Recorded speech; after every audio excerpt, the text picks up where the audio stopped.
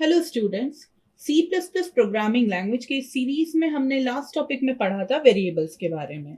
अब हम यहाँ पर पढ़ने वाले हैं डेटा टाइप्स के बारे में। Data types in C++ programming language.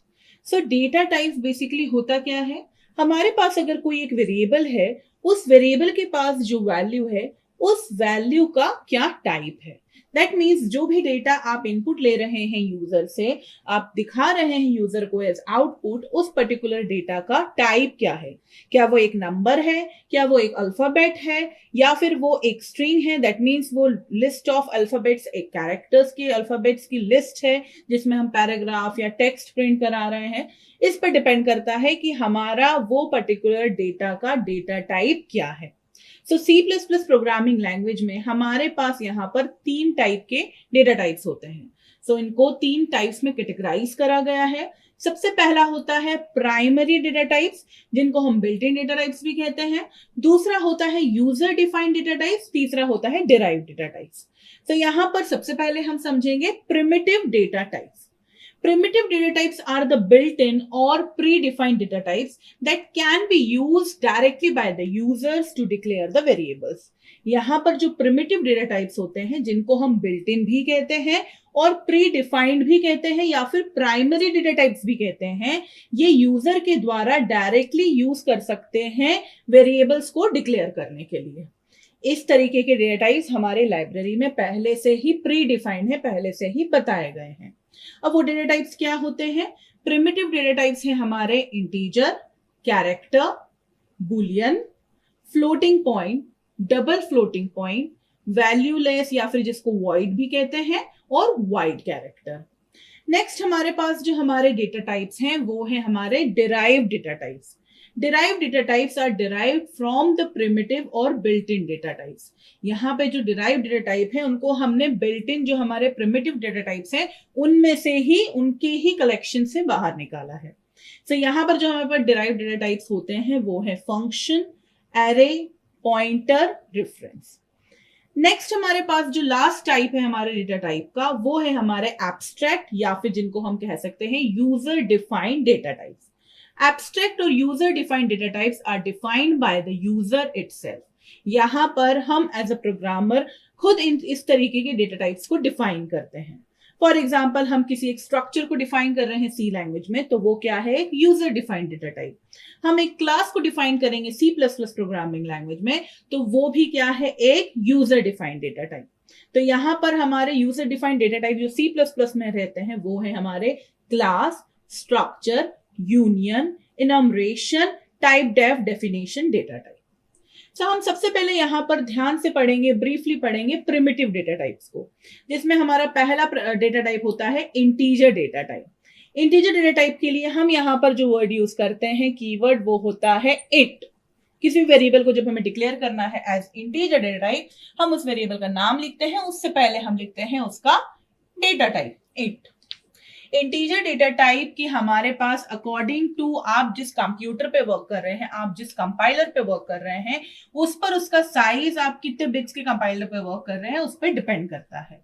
तो यहाँ पर हम नॉर्मली आज के टाइम पर, अगर आज से 10 साल पहले बोलते हैं तो मैं 2 बाइट्स बोलती इसकी साइज, बट अभी ऑन एवरेज हम इसको 4 बाइट समझ सकते हैं कि इंटीजर की जो भी वैल्यू होगी, इंटीजर टाइप की जो भी वैल्यू होगी, वो हमारे कंप्यूटर मेमोरी में 4 बाइट्स की मेमोरी को कवर करेगी।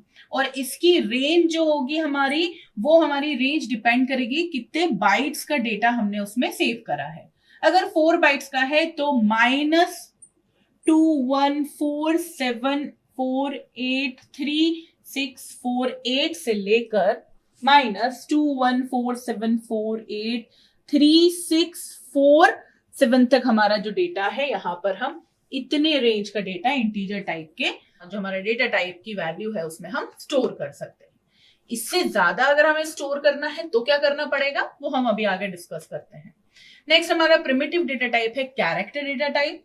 कैरेक्टर डेटा टाइप्स में हम जिस प्रकार हम इंटीजर में इंटीजर वैल्यूज जो होती है हमारी 0, नेगेटिव नंबर वैल्यूज और पॉजिटिव नंबर वैल्यूज, इनको स्टोर करते हैं, उसी प्रकार हमारा जो कैरेक्टर होता है जिसको हम कीवर्ड कैर यूज करके किसी भी, अगर अब हम एक वेरिएबल ए को कैरेक्टर टाइप का डेटा टाइप बना रहे हैं तो ये हम कैर वर्ड का यूज करेंगे, कीवर्ड का, और ये होता है सिर्फ 1 बाइट का, 1 बाइट का।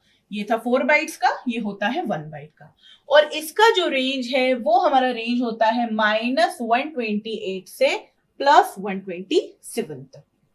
तो ये जो रेंज है हमारी, ये हमारी इस तरीके से हम, और इसको हम 0 to 255 भी बोल सकते हैं। ये हमारी साइंड की है और ये हमारी अनसाइंड की है। तो साइंड अनसाइंड क्या होता है हम थोड़ी देर में ही समझने वाले हैं। यहां पर हम कैरेक्टर में कौन सी वैल्यूज स्टोर कर सकते हैं? कैरेक्टर टाइप के डेटा टाइप में सभी वैल्यूज को स्टोर कर सकते हैं। Integer, decimal, whole numbers, natural numbers, alphabet, special characters, सभी को आप स्टोर कर सकते हैं कैरेक्टर टाइप की डेटा वैल्यू में। बस आपको क्या करना है, सिंगल कोट्स में अगर आपने 1 भी लिखा है तो ये सिंगल कोट्स में जब आपने इस तरीके से लिखेंगे तो इस लाइन का मतलब ये नहीं रहेगा कि ये इंटीजर वैल्यू है। सिंगल कोट्स में कैरेक्टर वैल्यू को ही लिखा जाता है। आपने अगर 0.1 भी लिखा है सिंगल कोट्स के अंदर तो ये भी क्या हो गई है, कैरेक्टर वैल्यू। लेकिन अगर आपने सिंगल कोट्स नहीं लगाए हैं उस केस में 1 है इंटीजर, 0.1 है फ्लोटिंग नंबर, जिसका हमारा नेक्स्ट प्रिमिटिव टाइप है फ्लोटिंग पॉइंट। फ्लोटिंग पॉइंट को हम इस तरीके से कीवर्ड फ्लोट यूज करके करते हैं, और ये हमारे जो भी हमारे रेशनल नंबर्स होते हैं, single precision floating point numbers होते हैं, उन वैल्यूज को स्टोर करने के लिए हम यहाँ पर इस डेटा टाइप का यूज करते हैं। इसके अलावा जो हमारे पास डबल फ्लोटिंग पॉइंट होता है वो हमारे double precision floating point numbers को स्टोर करने के लिए होता है। इससे उसकी ज्यादा साइज, अगर फ्लोट की है हमारे पास 4 बाइट्स तो डबल की होगी हमारे पास 8 बाइट्स। नेक्स्ट हमारे पास है बूलियन डेटा टाइप। ये हमें आंसर करता है ट्रू या फॉल्स में, लॉजिकल आंसर में देता है 0 या 1। तो यहां पर आप जब भी बूल टाइप का डेटा टाइप यूज करेंगे तो उसके लिए आप यहां पर बूल कीवर्ड का यूज करेंगे। ये हमारे सी लैंग्वेज में नहीं था, और इस तरीके से हम उसका डिक्लेरेशन कर सकते हैं। ये सिर्फ बूलियन वैल्यूज को ही एक्सेप्ट करता है, ट्रू या फॉल्स को। नेक्स्ट हमारे पास जो डेटा टाइप है वो है वॉइड डेटा टाइप। जब भी हमें किसी भी वेरिएबल का या किसी भी कैरेक्टर या किसी भी डेटा का या वैल्यू का हमें कोई भी डेटा टाइप नहीं बताना है, उसे नथिंग लेस बताना है, उस केस में हम वॉइड से उसको रिप्रेजेंट करते हैं, वैल्यू लेस एंटिटी को। नेक्स्ट हमारे पास है wide character. Wide character data type is also a character data type that this data type has a size greater than normal 8-bit data type. यहां पर जो हमारा नॉर्मल कैरेक्टर होता है 1 bite का होता है, दैट मीन्स 8 बिट्स का होता है। लेकिन जो हमारा वाइड कैरेक्टर डेटा टाइप हुआ वो 8 बिट से ज्यादा का होता है। सो यहां पर हम इन सभी डेटा टाइप्स का अगर हमें साइज पता करना है तो हम साइज ऑफ ऑपरेटर का यूज करके इस प्रकार से पता कर सकते हैं हमारे डेटा टाइप्स की साइज क्या है। फाइन, यहां पर आप सी आउट लगा देंगे इस प्रकार से, तो आपका प्रिंट हो जाएगा किसी भी integer, character, float, double float, फिर इसके अलावा बूलियन, वाइड कैरेक्टर, वाइड, किसी का भी आपको अगर साइज पता करना है तो आप साइज ऑफ ऑपरेटर के थ्रू पता कर सकते हैं। अब हमारा नेक्स्ट है डिराइव्ड डेटा टाइप।